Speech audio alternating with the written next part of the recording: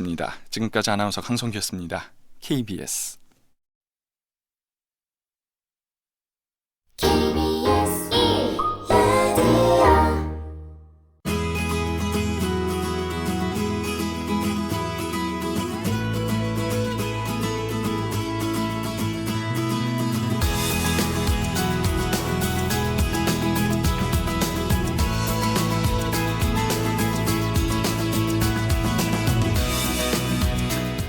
여러분 안녕하세요. 라디오 전국 일주 아나운서 이규원입니다.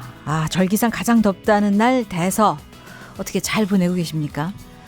큰 더위라는 이름값을 톡톡히 하듯이 정말 푹푹 찌는 곳이 많은데요. 일기예보를 보니까 오늘 전국적으로 구름이 많다 이렇게 돼 있더라고요. 구름. 예전 과학 시간에 이 물방울이나 작은 얼음 입자가 모여서 하늘에 떠 있는 것 이렇게 배웠던 기억이 납니다. 바로 이 구름이 있는 덕분에 뜨겁게 내리쬐는 햇빛을 막아주고 때론 비를 뿌려주기도 해서 여름의 무게를 잠시 덜어놓을 수도 있지요.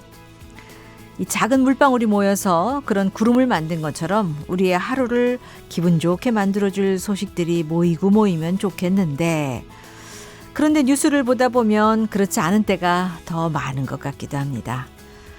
오늘 오전에 이 중국과 러시아 군용기가 우리 방공 식별구역에 진입했는데 특히 이 러시아는 독도 영공을 침범하면서 우리 군이 대응했다는 소식도 앞서 뉴스에서 들으셨죠. 그 외에 또 어떤 일들이 있었는지 잠시 후 지역 뉴스 브리핑 시간에 좀 챙겨보도록 하고요. 그 밖에 다양한 지역 소식들도 전해드리겠습니다. 그리고 오늘 문자는요. 오늘 나의 기분, 나의 하루를 날씨로 표현한다면 이런 주제로 받아보겠습니다. 맑음, 흐림, 비옴, 눈? 눈은 아니겠죠. 여름이니까. 가령 속 터지는 일이 있어서 푹푹 찜 이렇게 표현하셔도 좋고요. 서운한 일이 있어서 서늘함 이런 표현들 좋습니다. 오늘 하루 어떻게 보내고 계신지 기분은 어떤지 이 날씨와 함께 표현을 해 주시기 바랍니다. 이렇게 해서 전국 일주 청취자 여러분들의 마음을 좀 이렇게 점검해 보는 시간 갖는 것도 좋을 것 같습니다. 짧은 글 50원, 긴 글 100원의 유료 문자 우물정 9730 무료 KBS 콩 게시판 이용하시면 되겠습니다. 오늘도 문자 주신 분들 가운데 추첨해서 모바일 커피 쿠폰 선물로 드리겠습니다. 라디오 전국 일주 유튜브 생방송은 유튜브에서 KBS 1라디오 검색하시면 되고요. 또 다시 듣기는 유튜브에서 라디오 전국 일주 이렇게 검색하시면 되겠습니다. 자, 라디오 전국 일주 출발합니다.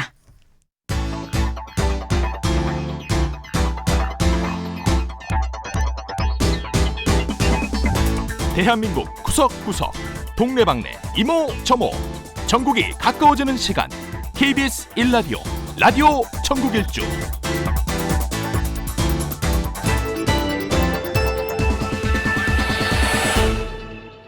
지역 뉴스 브리핑 이종훈 시사평론가와 함께하겠습니다. 안녕하십니까? 네, 안녕하세요. 네, 먼저 이 러시아 군용기 독도 영공 침범 소식부터 좀 살펴보죠. 오늘 오전에 이 독도 영공에 2차례나 침범해서 군이 이 경고 사격을 하면서 대응했다고 하죠? 네, 그렇습니다. 러시아 A50 조기 경보 통제기라고 하고요. 오늘 오전 9시 9분부터 12분까지 한 3분 정도 일단 독도 영공을 침범을 했습니다. 네. 우리 군 당국이 사전에 이제 포착을 해서 영공에 침입하기 전부터 차단 기동을 이제 실시하기는 했고요. 그래서 성광탄도 투하하고 경고 사격도 하고 그렇지만 이제 그럼에도 불구하고 이제 침범을 한 겁니다. 네. 한 차례 이제 물러갔다가 이게 16분 뒤에 다시 또 2차 침범을 좀 했고요. 이때는 우리 공군기가 경고 사격 양을 좀 더 늘렸습니다. 그래서 네. 전체적으로 한 360발 정도 발사를 했다 그러는데, 그러니까 우리 영토를 다른 나라 군용기가 침범한 것도 처음이고, 우리 공군이 경고 사격을 한 것도 처음입니다. 9시 37분께 일단 한국 영공을 이제 이탈해서 북상을 좀 한 거고요. 러시아 군용기가 그동안 한국 방공 식별구역이라 그러죠. 카디즈. 네. 그건 여러 차례 침범한 적이 있는데 영공까지 침범한 경우는 이제 이번이 처음이라서 굉장히 이례적이고요. 그런데 이제 중국 군용기 2대도 오늘 2차례 카디즈의 무단 침입을 좀 한 일이 있었고, 네. 중러 군용 편대가 좀 함께 또 이 카디즈에 진입하는 그런 일도 좀 있었어요. 근데 지금 중국하고 러시아가 합동 군사 훈련 중이라 그럽니다. 네. 그러니까 아무리 그렇더라도 이런 일이 있어서는 안 되는데 그렇죠. 어찌됐든 뭐 중국하고 러시아 군용기 무려 5대가 우리 카디즈 그리고 영공을 한 3시간 12분에 걸쳐서 돌아다닌 이제 그런 격이 돼버린 거고요. 네. 일단 의도적인 침투로 보이고 음흠. 지금 뭐 우리 정부 쪽에서 그 주한 중국 그다음에 러시아 대사관 관계자들을 조치를 해서 네. 엄중 항의 조치를 했습니다. 네. 자, 그리고 지금 행정안전부에서 이제 속보가 들어와서 제가 좀 전해드릴게요.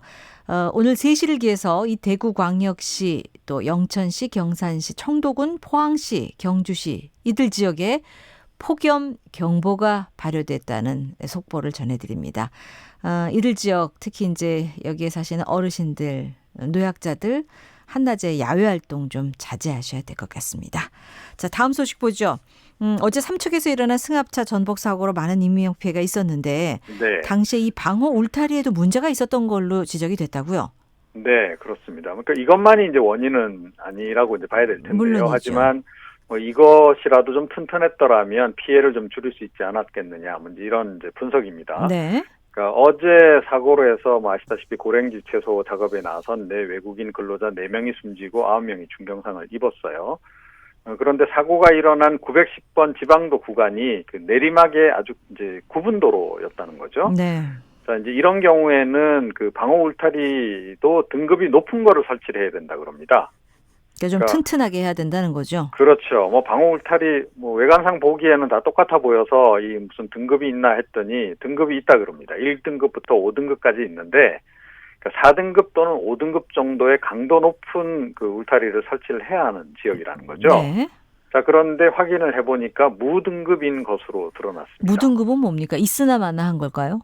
뭐 약간 좀 그렇게 봐야 되는 거죠. 형식적으로 어허. 좀 설치했다. 예전에 이제 이 등급제가 좀 깐깐하게 적용되기 전에 이제 이 설치가 된 그런 거고요. 네. 2019년 11월부터 이 관리 지침이 굉장히 이제 새롭게 도입이 되고 하면서 이 보강 작업이 이루어지긴 했는데 우선순위에 계속 이곳이 좀 밀려왔던 것으로, 그리고 2003년에 그 이 도로가 지방도로로 지정이 됐고 그때부터 관리가 시작이 됐는데 그 이후에 방호 울타리 보강 공사도 아예 없었다고 그럽니다. 네. 그러니까 이제 거의 이제 방치된 상태였다는 그러네요. 건데요. 예.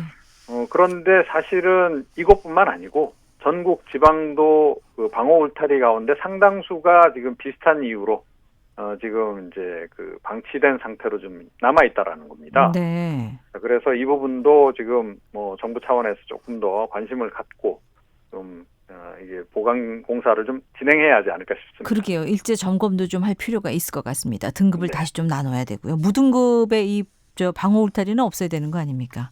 그렇죠. 네. 자, 이 대부분의 도로가 남북으로 연결돼서 이 동서간 단절로 개발이 안 된 경기 북부 지역의 도로망, 이게 이제 바둑판 형태로 바뀌게 된다면서요. 이렇게 되면 네. 이제 이 교통 오지의 오명을 좀 벗을 수 있을까요? 그렇죠. 예. 그러니까 뭐 제가 지금 경기 북부 지역에 살고 있습니다. 아, 그러세요? 예, 그래서 이제 다녀보면 예. 경기 남부 지역 같은 경우에는 이제 동서로 연결되는 고속도로도 있고 뭐 국도도 잘 발달돼 있는 편이에요. 네. 그래서 이제 동서가 이제 균형 발전이 좀 이루어진 그런 상황인데, 이 한수 이북, 이 경기 북부 지역 같은 경우에는 중간에 뭐 서울시가 이제 있어서 그렇기도 합니다만, 이게 남북으로 연결되어 있는 도로는 잘 돼 있는 반면에 동서 연결 도로는 굉장히 좀 부실한 상황이거든요. 네. 자, 그래서 이제 사실은 이제 경기 북부 지역 뭐 전체적으로 조금 이제 그 남부 지역에 비해서는 발전이 좀 더디기도 하지만 네. 경기 북부에서도 특히 그 동북부 지역 같은 경우에는 접경 지역이 상당히 조금 그 낙후되는 이런 그 모습들을 보이고 있잖아요. 그런데 이제 지금 그 현재 공사 중인 수도권 제2순환 고속도로, 그리고 이제 국도 37호선 왕복 4차로 확장 작업, 그리고 서울 문산 민자고속도로 공사, 그리고 자동차 전용도로 국도 3호선 대체 우회도로 공사, 이런 것들이 마무리가 되면 네. 동서 통행이 좀 원활해진다고 합니다. 그러니까 일종의 바둑판 모형의 도로 체계가 이제 완성이 되는 거고요. 네. 이렇게 되면 특히 조금 전에 말씀드린 경기 그 북동부 지역, 북부 특히 접경 지역이 많이 좀 활성화될 가능성이 높지 않나 이렇게 예. 생각이 됩니다. 지역 경제가 좀 살아났으면 좋겠습니다. 도로 덕분에. 자, 이 여름 휴가철 맞아서 이 충남 보령과 청양 구간 국도를 좀 조기에 개통할 예정이라는 소식도 들리네요. 네, 이 지역도 지금 사실은 해수욕장이 많지 않습니까? 그렇죠. 대천 예, 해수욕장부터 시작해서. 그렇죠. 보령 그 머드 축제도 굉장히 유명하고요. 여름 휴가철 이제 교통 정체 구간이 이제 굉장히 많습니다. 그러니까 이제 특히 서해안 고속도로 구간이 이제 막히면 그 우회도로 쪽으로도 차들이 많이 나옵니다. 그래서 네. 굉장히 정체가 심한데 이게 지금 차량 정체가 올해 이제 7월 31일하고 8월 4일 사이에 주로 이제 발생을 하고 최대 정체는 8월 3일 오전 11시부터 오후 7시 사이일 것으로 지금 추정이 되고 있는데 예. 이런 점들을 지금 고려를 해서 지금 대전지방국토관리청이 일단 이 도로를 먼저 좀 공사 중인데 조기 개통을 하겠다 이런 얘기입니다. 네. 그러니까 충남 보령에서 청양 109 사이 6.9km 국도 36호선 구간이고요. 이 근처를 다니시는 분들은 아마 좀 아실 텐데 이 도로로 좀 이제 막힐 경우에는 우회를 좀 하셔도 네. 될 것 같습니다. 네. 자, 이 전남의 그 여수에 있는 돌산대교가 교량 케이블 교체를 위해서 8월 12일부터 전면 통제가 된다면서요. 네, 그렇습니다. 8월 12일 전에는 괜찮은 겁니다. 그 네, 8월 12일부터 언제까지입니까? 이게 이제 좀 깁니다. 이제 연말까지입니다. 12월 아하. 27일까지. 예. 그래서 이거 좀 유의하시는 게 좋을 것 같은데요. 뭐 휴가철을 피해서 이제 일부러 이제 8월 12일부터 이렇게 날을 설정을 한 것 같긴 일단 해요. 성수기는 피했네요. 예, 그렇긴 한데 또 조금 8월 중에도 늦게 휴가 가시는 분들이 또 있잖아요. 네. 또 여수 지역은 또 많이 또 관광객들이 찾는 지역이기도 하고 휴가철에 또 붐비는 지역이라서 좀 유의를 하시면 좋을 것 같고요. 어찌됐건 뭐 이제 8월 12일부터 12월 27일까지 조금 전에 말씀하신 것처럼 교량 노후 케이블 교체 도장 공사 이런 걸 이제 하기 위해서 차량 그리고 보행자 통행도 다 차단을 네. 한다 그래요. 자, 그렇게 되면 이제 거북선 대교가 있는데 그쪽으로 이제 우회를 하셔야 되는 거고요. 네. 아마 이제 추석 연휴 기간하고 여수에서 또 이번에 한상대회가 열린답니다. 10월 달에. 그래요? 예. 그 기간 중에는 차량 보행자 모두 통행을 이제 한시적으로 이제 허용을 한시적으로. 한다 그러고요. 또 돌산대교가 통제가 되면 또 이 관광객도 불편하지만 주민들도 상당히 불편하거든요. 많이 돌아가야 네. 되기 때문에 무료 셔틀버스도 운행을 한다고 합니다. 예. 짧게 이 서울시 소식 하나만 보겠습니다. 서울시가 지자체 가운데 처음으로 1등급 친환경 차량의 이 거주자 우선 주차 배정 혜택을 주기로 했다면서요.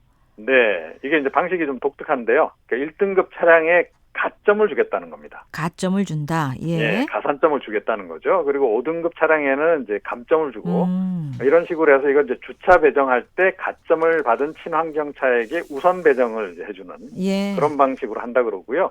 일부 자치구는 이제 이미 시행에 들어갔고 지금 17개 자치구 같은 경우에는 내년 상반기부터 시행을 한다고 합니다. 네, 소식 고맙습니다. 네. 지역 뉴스 브리핑 이종훈 시사평론가였습니다.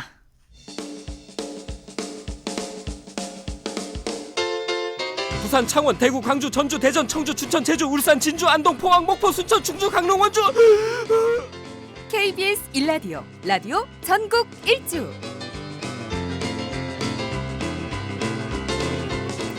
오늘 문자 주제는 나의 오늘 기분, 나의 하루를 날씨로 표현한다면 이렇게 정했습니다. 6033님, 아이들 셋 오늘 방학을 했어요.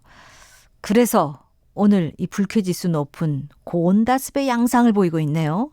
얼른 개학이 돼서 서늘하고 건조한 바람이 불어오면 좋겠습니다. 아유, 날씨로 지금 기분을 아주 잘 표현하셨어요. 아이들 방학하면은 엄마는 이제 개학입니다. 그렇죠. 0714님, 흐렸다가 맑음이에요. 임신 당뇨 검사로 아침도 안 먹고 병원에 오래 있느라 힘들었는데 나와서 혼자 국밥 사 먹고 집안일 하면서 듣고 있습니다. 흐렸다 맑음 이렇게 표현해 주셨는데 맞습니다. 6824님, 부산 산속에 텐트 치고 놀아요. 70대라 편하게 살아요. 마음의 온도 가끔 듣는 뉴스 빼고는 시원합니다 하셨어요. 오늘 뉴스도 그렇게 시원하진 않은데 어쨌든 생활은 아주 만족스럽게 하는 분이신 것 같습니다. 자, 이렇게 문자 보내주세요. 오늘 나의 기분, 나의 하루를 날씨로 표현한다면 짧은 글 50원, 긴 글 100원의 유료 문자 우물정 9730 무료 KBS 콩 게시판 이용하시면 되고요. 또 유튜브로 이 방송 보고 계신 분들 게시판 이용해서 여러분의 그 마음 상태를 날씨로 표현해 주세요. 저희가 또 선정해서 선물도 드리겠습니다. 모바일 커피 쿠폰 선물입니다. 지역 소식 청주부터 가보겠습니다. 박유정 리포터 안녕하십니까? 네, 안녕하세요. 청주입니다. 네, 청주 날씨는 어떻습니까? 네, 청주도 오늘 폭염특보가 내려졌습니다. 지금 기온이 34도를 보이고 아이고, 있어서 예. 네, 하늘은 흐리지만 매우 더운 날씨입니다. 푹푹 찌겠군요, 네. 청주도. 자, 이 충북 증평군에서는 낡은 빈집을 철거하고 이 주거 환경을 좀 개선하기 위해서 네. 귀농인들에게 주거지를 마련해주고 있다고요? 네, 그렇습니다. 귀농인의 집이라고 하는데요. 요즘 빠르게 변화하는 도시와 다르게 이 농촌에 가보면 오래된 집이 참 많은 편에 속합니다. 그렇죠. 네, 다른 나라의 사례나 또 우리나라에서 요즘 뜨겁게 떠오르는 곳을 살펴보면 낡은 주택을 개조를 해서 사람들의 발길을 끌어모으는 경우가 있는데요. 네. 이렇게 오래된 건축물을 잘 활용하고 보존하면 좋지만 그냥 방치된 채 흉물스럽게 변해버린 집을 보면 눈살을 찌푸리게 만듭니다. 예. 특히 개발이 미흡한 농촌 지역에는 빈집들이 참 많습니다. 이런 문제를 해결하기 위해서 증평군에서는 2010년부터 지난해까지 106동의 빈집을 철거를 하고 귀농인들에게 도움을 주고 있습니다. 삶의 터전을 옮기는 분들에게는 정말 이 주거지가 가장 중요하지 않겠습니까? 네. 이걸 해결해 준다는 거 아닙니까? 네, 맞습니다. 특히 이 귀농인들 큰 부담을 덜었겠어요? 네, 그렇습니다. 이 귀농인들이 농촌에 정착하기 위해서는 여러 가지 준비 과정이 있습니다. 가장 먼저 머물 곳을 찾는 건데요. 네. 이런 주거 문제를 해결을 해서 귀농인들이 마음 놓고 농촌 일을 배울 수가 있습니다. 이 귀농인의 집은 1년 동안 거주할 수가 있는데 이 기간 동안 농촌에 직접 생활을 하면서 계속 정착을 할지 고민을 하게 되는데요. 네. 그동안 생각했던 것과는 좀 달라서 다시 도심으로 돌아가는 경우도 있고 그렇죠. 네, 주민들과 잘 어울려서 이 농촌에 정착한 분들도 있습니다. 먼저 귀농인의 집에 머무는 분들 만나봤습니다. 네. 얘기 함께 들어보시죠.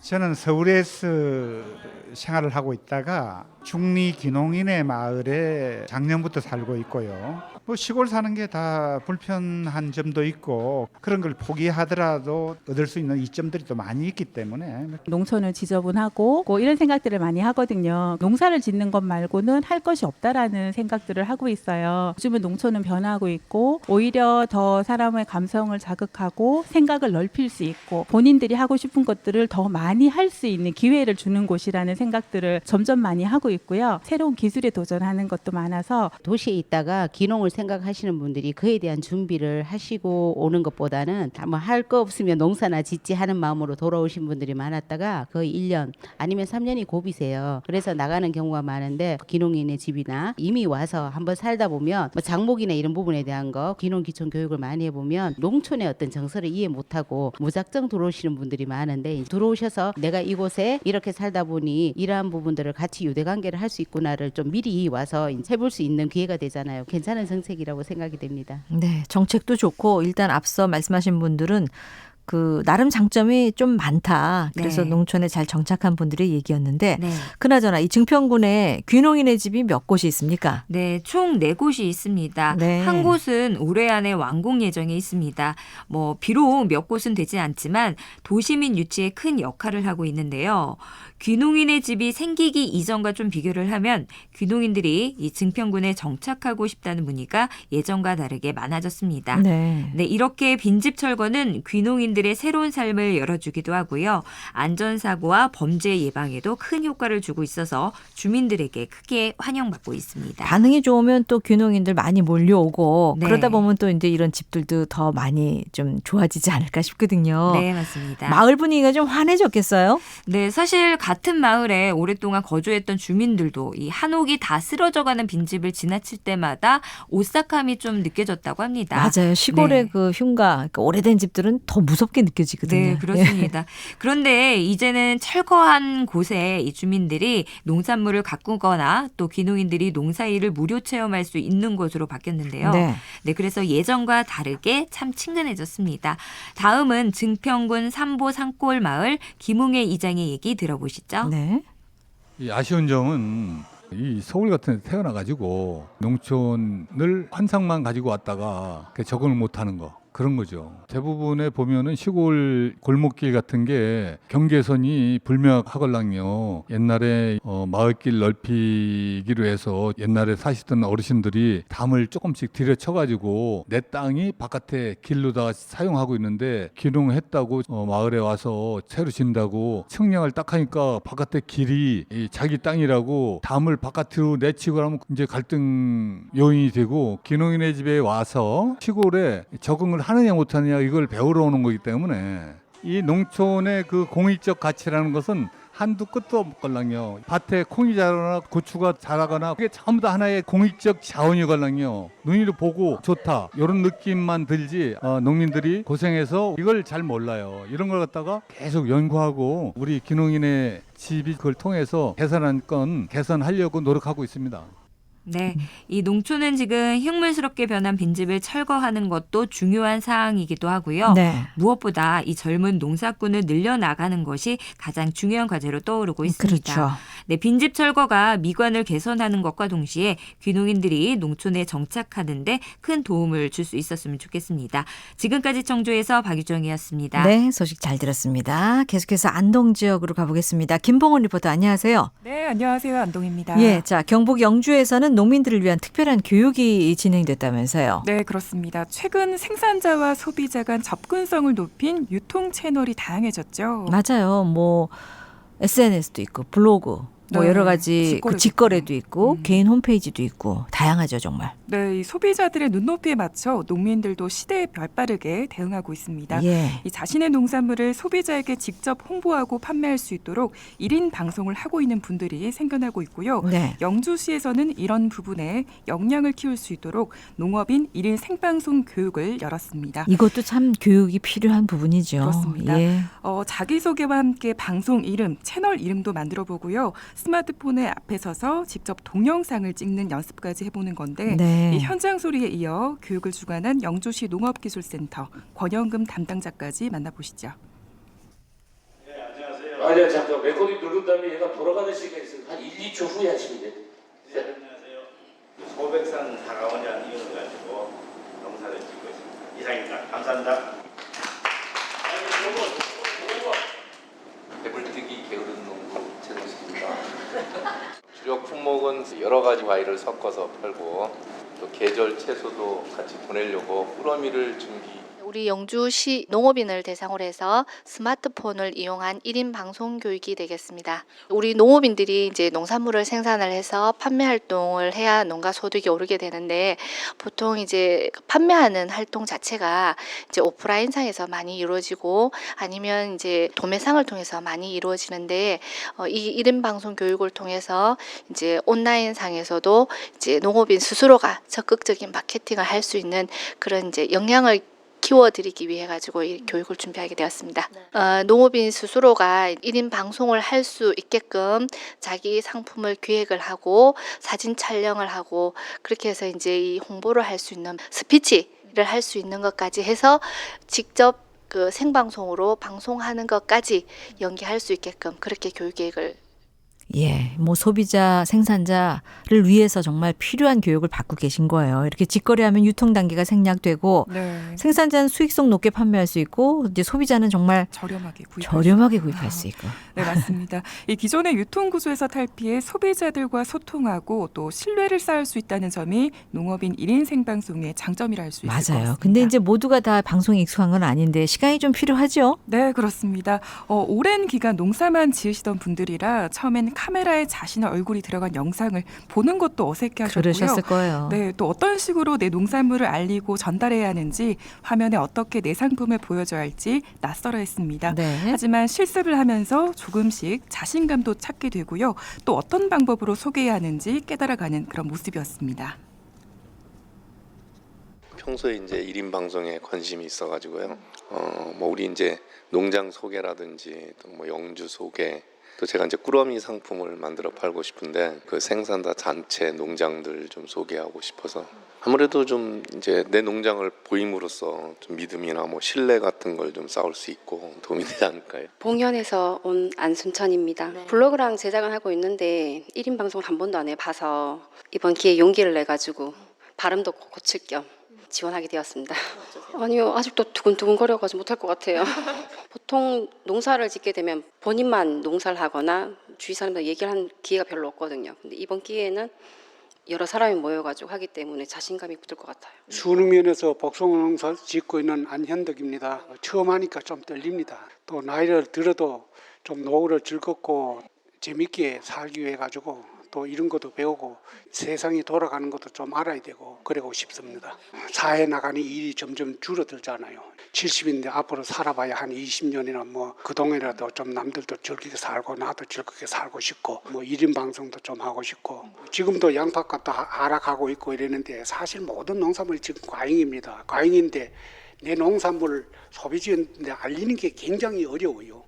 시장에 가서 팔아봐야 상인들인데 헐값에 팔고 이러니까 이런 걸 농민들도 배워서 열심히 좀 해야 되지 않나 이렇게 생각합니다. 아이고 정말 이 농민 어르신인데 정말 네. 피부에 와닿는 얘기 다 하시네요. 네, 그렇습니다. 이 교육은 얼마 동안 받게 됩니까? 네, 교육은 6회에 걸쳐 18시간의 교육을 받게 되는데요. 네. 교육 후 자신의 농산물을 직접 홍보하고 판매해 어려운 농촌 경제에 조금이나마 보탬이 되었으면 합니다. 또 시대에 발맞추려는 농민들의 배움의 열정과 수고로움에 정말 존경을 표하고 싶습니다. 맞습니다. 네, 지금까지 안동에서 전해드렸습니다. 김봉원 리포터였습니다. 이 더위 속에 또 열심히 배워서 뭔가 이렇게 그 농산물 이렇게 좀 수확하는 거 또 이렇게 가치 있게 또 소비자들에게 이렇게 연결해주고 보람 있는 일 하시고 계신데요. 덥더라도 좀 열심히 배우시기 바랍니다. 자, 오늘 문자 주제는 오늘 나의 기분 나의 하루를 날씨로 표현한다면 이렇게 정해봤는데요. 0720님 신랑이랑 같이 쉬는 날인데 잠만 자네요. 혼자 아기 어린이집 보내고 유아식 만들고 밥 차리고 청소하고 빨래하고 이 꿉꿉한 여름날 머리와 등에서 아지랑이가 아질아질 피어오릅니다. 아질아질 피어오르나요? 처음 문자 주셨는데요. 모바일 커피 쿠폰 선물 드리고요. 7595님 지금 기분 화창해요. 새벽일 마치고 퇴근 중이거든요. 하셨고 5785님 오늘 기분 곧 비가 쏟아질 것 같이 꿉꿉하고 습하네요. 아기도 아프고 저도 아프고 하루 종일 축축 처져요 하셨는데 기운 좀 내시죠? 5785님 모바일 커피 쿠폰 선물 드리고요. 6663님 푹푹 찌고 구름 뒤 천둥 칩니다. 여러 가지로 회사에서 배울 게 많아 머리도 아픈데 애인과도 다투는 바람에 너무 속상해서 마음이 잡히질 않아요. 하시면서 처음 문자 주신 분 역시 모바일 커피 쿠폰 선물로 드리겠습니다. 짧은 글 50원, 긴 글 100원의 유료 문자 우물정 9730 무료 KBS 콩 게시판 또 유튜브 게시판 이용해서 이렇게 문자 보내주시기 바랍니다. 당첨 주시는 분들에게 모바일 커피 쿠폰 선물로 드리고 있습니다. 3시 33분 됐어요. 날씨와 교통 상황 간추린 뉴스 이어드리겠습니다. 기상청 강혜종 씨 전해주세요. 네, 날씨 정보입니다. 대부분 지역에 폭염특보가 발효 중이고 페인 현상이 나타나고 있는 영동 지방엔 폭염경보로 단계가 높습니다. 속초 35.3도, 강릉의 기온 34.3도로 뜨겁습니다. 서울도 33.1도까지 올라서 예상 최고 기온이었던 32도를 넘어섰습니다. 이렇게 당분간 대부분 지역의 낮 기온이 33도 이상으로 올라 덥겠고요. 모레까지 열대야가 나타나는 곳 있겠습니다. 건강관리에 유의하셔야겠습니다. 구름량은 전반적으로 많고 짙었던 서해안의 안개가 1시간 사이에 비록 얇아졌지만 해상에 안개 낀 곳이 많습니다. 항해시 유의하셔야겠습니다. 대서인 오늘 구름 많이 끼겠습니다. 전 내륙으로 오후에 곳에 따라 소나기가 내릴 텐데요. 소나기의 예상 강우량 5에서 40mm 그리고 내일도 중부와 영남 내륙 오후에 소나기가 내리는 곳 있겠는데 양이 역시 5에서 40mm 가까이 되겠습니다. 내일까지 소나기 오는 지역에서는 돌풍을 동반한 천둥, 번개가 치는 곳이 있으니까 안전사고에도 유의하셔야겠습니다. 오늘 강릉은 35도까지 오르겠고 대전, 대구 33도의 최고 기온을 보이겠습니다. 내일 아침 기온은 서울 25도 등 23에서 26도, 낮 최고 기온은 서울 30도, 대구 33도 등으로 예상됩니다. 오늘 오존 농도는 경기 북부와 영서지방 나쁨 단계고요. 자외선 지수는 높겠습니다. 지금 서울의 기온은 33.1도, 습도는 53%입니다. 날씨 정보였고요. 다음은 이 시각 교통 상황 알아보겠습니다. KBS 교통정보센터의 이승미 씨입니다. 네, 이 시각 교통 상황입니다. 무더위 속에 사고나 고장난 차가 자주 발생하고 있어서 주의가 필요합니다. 경부고속도로 서울 방향인데요. 통도사 부근에서 화물차 관련 사고가 났습니다. 3차로와 갓길 막고 처리 작업하고 있고요. 1km 구간 정체되고 있습니다.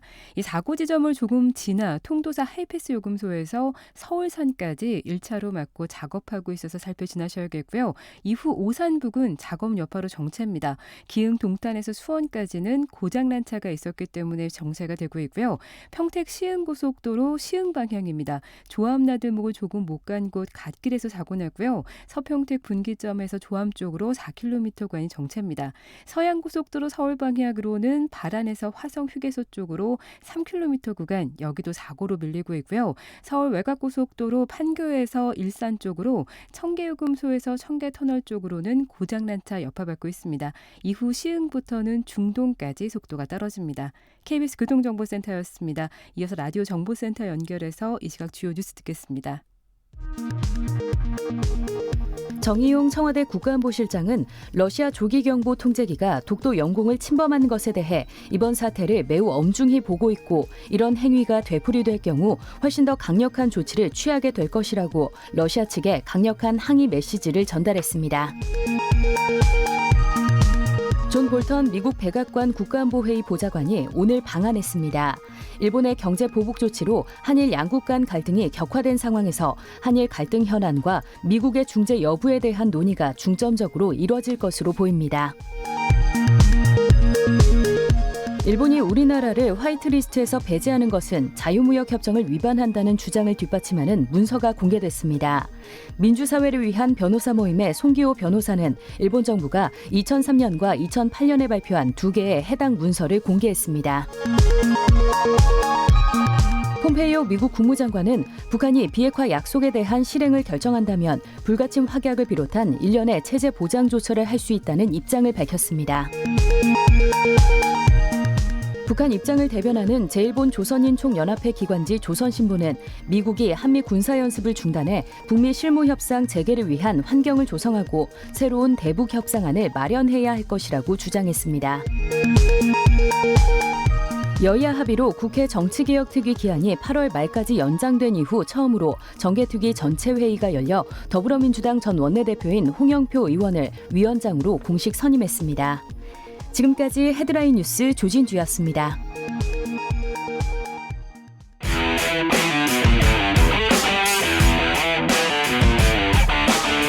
라디오 전국일주 지역시사 포커스 팔도기자가 간다.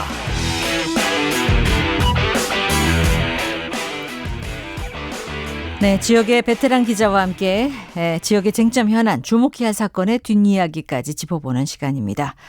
오늘은 대전 지역으로 가보겠습니다. 중도일보의 방원기 기자 전화 연결합니다. 안녕하십니까?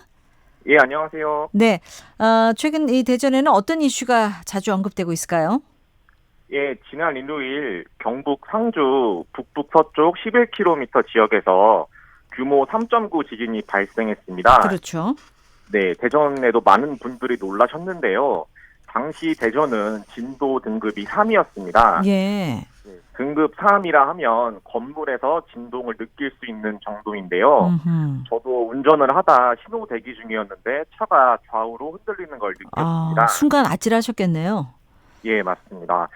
대전뿐만 아니라 대전과 가까이에 있는 충북도 진도 등급이 4로 그 그릇과 창문이 깨지고 뭐 잠을 자다가 깨는 사람도 있을 뭐 정도인데요. 예. 예, 많은 이들이 그 강도를 느끼면서 아직까지 지진에 대한 이야기가 오르내리고 있는 상황입니다. 많이들 불안해하실 것 같은데 이 대전도 이런 지진 여파를 받은 게 한두 번이 아니었다면서요. 그래서 더 네. 불안감이 이어지는 걸 수도 있을 것 같습니다.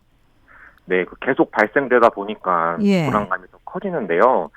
지난해 2월 2차례나 지진이 있었습니다. 네. 충북 옥천에서 발생한 규모 2.8 지진과 포항에서 발생한 5.4 지진의 여진이 대전에 진동을 줬습니다. 네.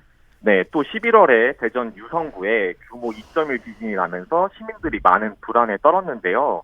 지난해 3차례나 지진 진동을 느끼자 올해 가장 큰 지진으로 꼽히는 상주의 규모 3.9 지진이 더욱더 공포감을 줬습니다. 네. 이번 지진 발생으로 소방본부엔 수십 차례의 전화가 빗발쳤고요. 그래요. 매년 반복되다 보니 공포감이 이루 말할 수 없다고 합니다. 아하, 그럼 지금 주민들 상황은 어떻습니까? 네, 상주에서 지진 발생한 지 오늘로 4일째인데요. 예. 많이 불안해하고 있습니다. 그도 그럴 것이 기상청을 살펴보면 올해 한반도에 모두 51건의 지진이 발생했는데요. 이 가운데 충남과 충북에서도 3차례나 지축이 흔들린 것으로 나타났습니다. 그럴 때마다 차가 흔들릴 정도의 진동을 느끼다 보니 네. 혹여나 발생할 수 있는 재난 사태에 대비해야 된다는 목소리도 아하. 높아지고 있습니다. 그러면 이 지진 대비 상황은 어떻게 되고 있는지 좀 점검을 해봐야 될 것 같은데, 네. 가령 이 지진 규모가 좀 클 때, 이렇게 강력한 지진이 왔을 때 뭐 대피할 만한 곳이 있습니까? 네, 대전엔 지진에 대피하는 실내 구호소가 있습니다. 실내 구호소라고 하면 지진으로 인한 피해가 오래 이어질 때 대비해서 이재민을 대상으로 집단 구호, 많은 사람들을 수용할 수 있는 내진 설계가 된 곳인데요. 네. 주민들이 임시 숙소로 쓸 공간인데 구청이 시설과 협의해 일정 기준을 갖춘 장소를 정하고 안내 표지판이 설치돼 있습니다. 예. 그런데 정작 이곳을 지나다니는 시민들은 이곳이 어떤 용도로 쓰이는지 모르는 어허. 경우가 대부분이었습니다. 아니, 그거 왜 모르죠? 왜 모를까요? 왜 그럴까요? 네, 예를 들면 이제 실내 구호소로 지정된 곳이 종합복지관 같은 곳들인데요. 예. 밖에서 봤을 때 안내 표지판이 눈에 이렇게 확 들어오지가 않습니다. 아하. 네, 실제 진동이 느껴졌던 다음날 실내 구호소로 지정된 대전의 한 종합복지관을 가봤었는데요. 네. 정작 이곳을 지나다니는 지역민들은 이곳이 관련된 곳인지 전혀 모르고 있었습니다. 그래요. 예. 네, 다른 또 마찬가지인데 5년 이상 거주하는 분들도 잘 모르시더라고요. 그 안내 표지판을 좀 크게 해놓고 또 각 지역별로 홍보도 좀 많이 해야 될 거 아니겠습니까? 그리고 평소에 이렇게 임시 구호소라 그랬던가요? 실내 구호소 어디에 네. 있는지 위치를 알아둬야 또 긴박한 상황에서 재빨리 대피를 할 수 있지 않을까 싶어요. 네, 그러면 이 대전 지역에 이 실내 구호소가 대충 몇 군데 있습니까? 네, 대전에는 101곳이 있습니다. 네. 근데 여기서도 편차가 좀 발생을 하는데요. 중구가 11곳으로 가장 적고 동구 12곳, 대덕구 14곳, 서구 27곳, 유성구가 37곳으로 가장 많습니다. 네. 편차가 심하다 보니 지역에서 동일하게 마련돼야 되는 거 아니냐. 그러네요. 그리고 실내 구호소에 대한 홍보를 적극적으로 해야 되는 거 아니냐. 뭐 이런 지적도 나오고 있습니다. 예, 중구와 유성구만 비교해도 벌써 3배 이상 차이가 나는데 앞서 실내 구호소 내진 설계가 잘 돼 있는 곳이라고 했잖아요. 네. 정말 안심해도 되는 곳이에요? 네, 학교와 마을 해관 경로당 뭐 이런 곳도 임시 주거 시설로 운영이 되는데 예. 내진 설계가 안 돼 있는 곳도 많습니다.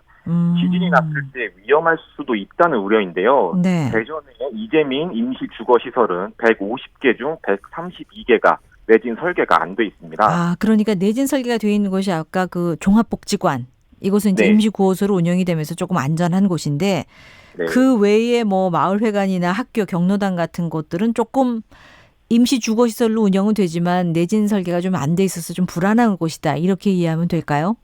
네, 그렇죠. 지진이 난 다음에 옮겨 가도 또 지진이 나면 피해를 발생할 수 있다는 얘기입니다. 네. 예. 아니 그러면 시민들 스스로 이 지진 대비를 해야 하는 상황 아니겠습니까? 네. 취재를 하면서 만난 시민들 중에는 차가 흔들릴 정도의 지진을 느껴서 혹시 모를 상황에 대비도 하고 있는데요. 어떻게 해요? 예, 가장 대표적인 게 생존 가방입니다. 아, 예. 네, 여기에는 화생방 방독면과 구급 키트, 랜턴, 휴대용 정수기 이렇게 담겨 있습니다. 네. 네, 오랫동안 보관이 가능한 즉석 조리식품도 있고, 뭐 응급 담요, 미니 구급감 등도 마련해 두고 있는데요. 참고로 정부에서도 재난에 대비해 국민 한 명당 생존 가방 1개씩은 준비할 것을 권고하고 있기도 합니다. 예, 그러면은 우리 방 기자도 생존 가방 준비하고 있습니까? 어떻게 지진 대비하고 계세요? 네, 아직은 준비를 하진 않고 있는데요. 예. 저도 조만간 생존 가방을 하나 구매할 계획은 세워두고 있습니다. 예, 얼른 준비하시고 또 이 대전 지역에 사시는 분들 실내 구호소 위치 정도는 좀 확인하고 사시는 게 좋을 것 같습니다. 지진 때문에 늘 불안하게 지낸다고 하시니까요. 어쨌든 그 지진 한번 발생하면 여파가 크잖아요. 우리가 이렇게 자연적인 현상을 막지는 못하더라도 이 대비할 수 있는 것들 최대한 꼼꼼하게 미리미리 점검하면 도움이 될 것 같습니다. 오늘 소식 잘 들었습니다. 고맙습니다. 예, 감사합니다. 팔도 기자가 간다. 이 중도일보의 방원기 기자와 함께했습니다. 전화 상태가 조금 좋지 않았는데요. 여러분 양해해 주시기 바랍니다.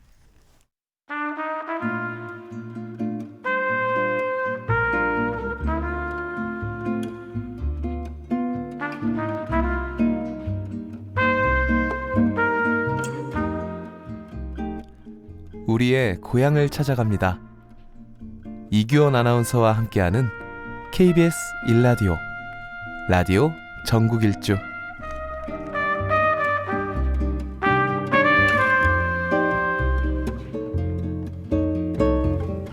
매주 화요일에는 우리 땅 예술기행을 보내드리고 있습니다. 문학, 영화, 음악이 탄생한 배경지를 포함해서 한 편의 작품이 탄생하기까지 작가의 예술혼과 영감에 큰 영향을 끼친 고향을 찾아가고 있어요.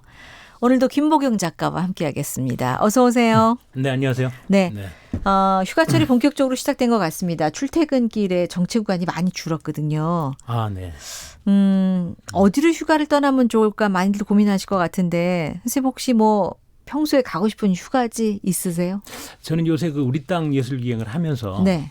순천만과 우퍼늪이 좀 궁금해졌어요. 아, 네. 예. 제가 좀 소개해드리고 싶은 그런 곳이기도 하고. 특별한 이유가 있으십니까? 예, 이렇게 검색을 좀 하다 보니까 네. 그렇게 굉장히 생태적으로 중요한 곳들이고 네. 그리고 또 아주 잘 꾸며져 있는데 한 번도 가지 못했다라는 게 참 아쉬워서. 그래요. 예, 그런 생각이 좀 듭니다. 말씀하시다 보니까 제가 순천 한 2번 갔네요. 아, 그러셨군요. 예. 순천만두 다 가봤고. 네. 그 갈대숲이 아주 유명하지 않습니까? 그러게요. 또 국가정원도 유명하죠. 그렇죠. 순천이. 예. 자, 그러면 이제 꼭 한번 여름에 다녀오시고요. 오늘은 울산으로 떠난다면서요. 울산의 태화강을 노래한 시인 이렇게 돼 있어요. 네, 오늘은 울산의 태화강의 정치를 노래한 임정택 시인을 만나보려고 하는데요. 네. 마침 지난 11일에 산림청에 의해서 태화강이 순천만 국가정원에 이어서 제2국가정원으로 지정이 됐습니다. 맞아요. 예. 네. 20년간 울산 시민들이 힘을 합해가지고 이 수질 개선에 노력을 했다고 하거든요. 그래서 드디어 연어, 황어 같은 희귀 어종이 회귀를 하고 또 이제 백로가 논이는 일급수 생태하천이 됐다고 합니다. 맞습니다. 울산이 축제 분위기라고 하는데 이날을 예감이라도 하듯이 임정택 시인이 3년 전인 2016년에 기억 속에 슬픔이 산다라는 시집에서 이제 태화강 둘레길을 걷다라는 연작시를 쓰셨어요. 네. 네. 저희도 이제 최근에 이 소식을 전해드렸거든요. 태화강 국가공원 정원 지정됐다는 소식. 글쎄요, 임정택 시인 이분이 이날을 예감한 듯 시를 쓴 게 아닌가 싶기도 한데 네. 어떤 분이신지 좀 소개를 해주세요. 네네. 임정택 씨는 원래 이야기 시, 이렇게 편하게 이렇게 시를 쓰시는 분인데, 네. 그렇게 또 이렇게 말씀도 하셨고, 지금 울산시 교육청에 근무를 하세요. 네. 독서 교육을 담당하는 장학사신데, 아, 그러세요? 예. 23년간 제2의 고향인 울산에서 사시면서, 예, 시인 활동을 오랫동안 해오신 분입니다. 그래요. 울산의 사랑을 시로 다 또 표현하신 분이 아닐까 싶어요. 그렇습니다. 작품 먼저 만나볼까요? 네네. 태화강 둘레길을 걷다라는 5편의 연작시인데요. 예. 그 중에서 이제 골랐습니다. 태화루 위에 서다라는 시입니다. 네, 제가 낭송하겠습니다.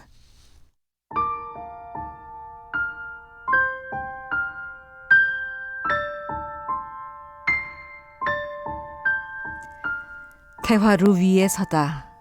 임정택.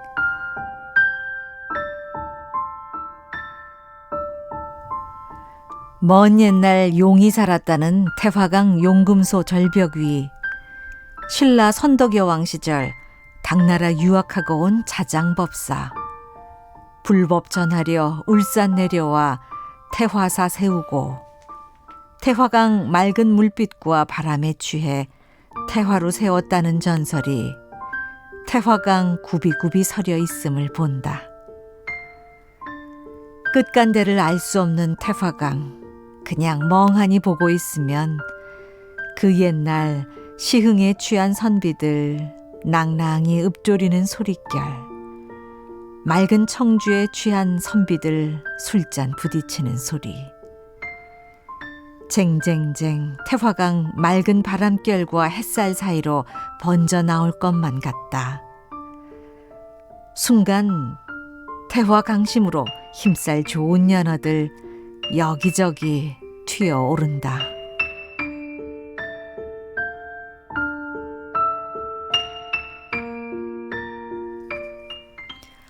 글쎄요, 뭐 정말 힘을 다 빼시고 차분하게 풍경 바라보면서 옛날의 전설을 떠올리면서 정말 담담하게 시를 쓰신 것 같아요. 이렇게 좀 보니까 태화강에 얽힌 전설, 신화 뭐 그대로 다 이해할 수 있겠어요. 이 작품 통해서.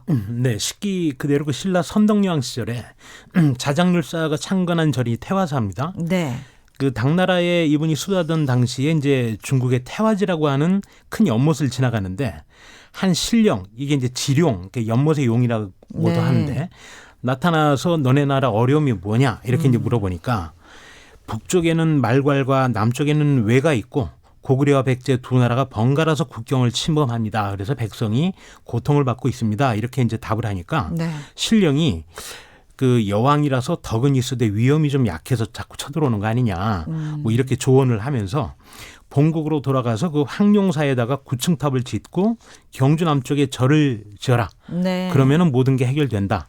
뭐 이런 이제 전설이 내려오고 있다고 그래요. 예. 네, 그래서 이제 자장률사가 내려오셔가지고 태화사를 짓고 또 황룡사에는 구층탑을 지었다고 합니다. 예, 뭐 층층이 다 이제 그 외세의 그런 나라들 맞습니다. 그런 의미를 담지 않았을까 싶어요. 네, 뭐 1층에 일본, 2층에 중화, 3층에 5월 뭐 이런 식으로. 예. 네. 그런데 그 태화강이라는 강 이름도 그 태화사에서 유래된 거 아닐까요? 네, 그렇습니다. 그 클태자 조화로울 화자 뭐 이렇게 태화강인데 크게 조화를 이룬다. 그런 뜻이죠. 예. 그런데 이제 그것이 중국 산동성에 있는 태화지라는 큰 연못 그 이름을 본따서 이렇게 자장률사가 이제 창건했다. 뭐 이런 얘기고 그게 삼국유사에 전하는 이야기입니다. 아, 그래요. 네. 이렇게 전설과 신화가 더해지니까 더 의미가 있는 것 같습니다. 시 한 편 더 만나볼까요? 네, 이번에는 연작시 중에 네 번째 시인데요. 선바위 슬픈 사랑에 빠지다라는 시입니다. 네, 제가 낭독하겠습니다.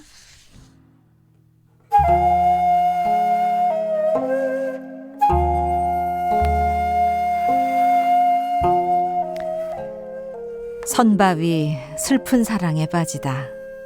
임정택.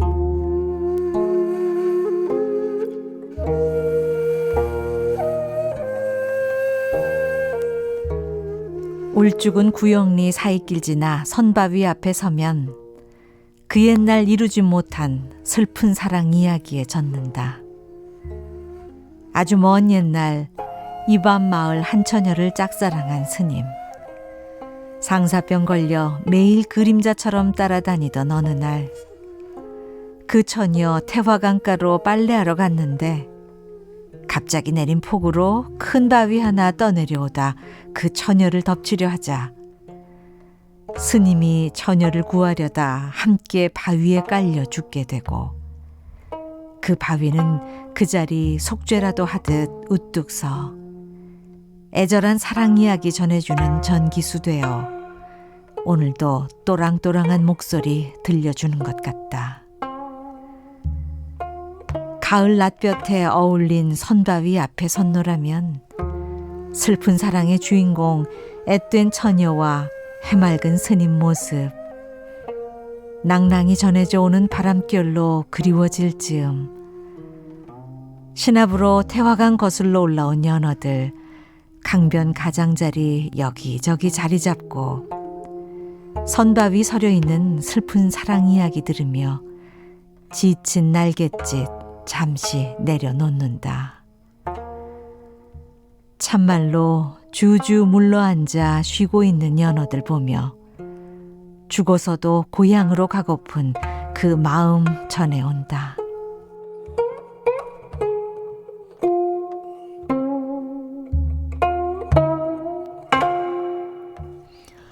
역시 앞서 낭송했던 시와 마찬가지로 이 전설이 고스란히 담겨 있어요. 이야기 자체가 아주 흡인력이 있는데요. 이제 뭔가 이렇게 마음을 빨아들이는 것 같습니다. 이 나이가 들수록 이 전설이나 신화 이런 게 점점 이렇게 새록새록 다가오는 것 같거든요. 이게 마치 좀 사실처럼 느껴지기도 하고 그래요. 네. 그랬으면 싶은 마음이 더 커서 그런가 봐요. 맞습니다. 저도 그 생각을 많이 해봤는데요. 네. 저도 뭐 더 어린 시절에는 잘 몰랐는데 가만히 뭐 공부를 하고 네. 책을 읽다 보니까 그 신화나 전설이라는 게 인류의 오랜 경험이 축적되고 녹아 있는 거잖아요. 그렇죠. 이게 이제 발효돼 가지고 또 한 번의 어떤 증류 과정을 거친 맑은 술과도 같지 않나. 아우, 표현이 이 생각을 아주 한번 좋네요. 예. 해봤습니다. 그 쉬운 이야기 같아도 이제 고도의 상징성이나 메타포가 이렇게 우러나와서 그러니까 은유, 뭐 네, 숨은 뜻 그런 그렇습니다. 거죠. 예. 수천 년이 지나도 이렇게 빛이 바래지 않고 네. 본 뜻과 그 원 경험이 그대로 이제 살아있는 인류 최고의 발명품이 아닌가 뭐 이런 생각을 해보고요. 네. 그 임종택 시인도 이제 시적 기교나 수사가 없이 담백하게 옛 얘기를 그대로 전달하려고 그래요. 애를 쓰신 것 같습니다. 예. 네, 모던한 시인인데 이런 시를 이렇게 이야기시를 써주셨네요. 예. 정말 쉬운 이야기를 쓰는 시인 이렇게 이해하면 될 것 같아요. 그렇습니다. 예. 우리나라에 이분이 이제 앞서 장학사라고 하셨잖아요. 울산교육청의 장학사. 네. 선생님 시인들 우리나라에 많죠. 예, 많죠. 이 생각을 해보니까 쉽게 생각해도 뭐 유명한 그 정호승 시인이나 그렇죠. 안도연, 김용택 시인 네. 각각 고등학교, 중학교, 초등학교 선생님이셨고요. 예. 도정한 시인도 그 덕산중학교라는 중학교 선생님이셨어요. 국회의원 되신 분, 네, 장관도 그렇습니다. 하셨고. 네. 예. 그 나태주 시인이나 신경림 시인도 초등학교 선생님을 하셨고, 네. 그 유명한 그 유치환 시인, 네. 또 여고 교장을 역임하셨어요. 음. 예, 백석 시인도 뭐 함흥 영생고 축구부 교사셨고, 네. 예. 그 정지용 시인은 이제 모교인 휘문고보 선생님을 17년간이나 하시다가 나중에 꽤 많네요, 정말. 교수가 되셨습니다. 예. 예. 더 있는데 여기까지만 하셔야 돼요. 네, 시간이 그렇습니다. 없습니다. 네, 네. 예. 우리 땅 예술기행 오늘은 이 태화강 백리길의 정취를 노래한 임정택 시인 만나봤습니다. 김보경 작가와 함께했습니다. 고맙습니다. 네, 고맙습니다. 네. 자, 문자들 많이 보내주셨어요. 오늘 나의 기분, 나의 하루를 날씨로 어떻게 표현하셨는가 좀 들어가 볼게요. 김영희 씨. 맑음입니다. 비록 땡볕 더위로 힘들지만 한 달 된 손녀 바라보고 있으니 맑음이네요. 계속 노후가 아주 맑음이실 것 같은데요. 손주 재롱 보셔야 되잖아요. 8959님. 무척 찌푸리고 습기 가득이에요. 요양병원 계신 친정어머니 재활이 안 되셔서 내일 다시 병원 가세요. 간병비 너무 비싸서 힘드네요. 그래도 화이팅입니다 하시면서 문자 주셨는데요. 기운 내시라고 커피 쿠폰 선물로 드리겠습니다. 자, 함께해 주신 분들께 감사드리고요. 건강하게 오후 보내시고 저는 내일도 3시 5분 다시 오겠습니다. 이기원이었습니다. 안녕히 계세요.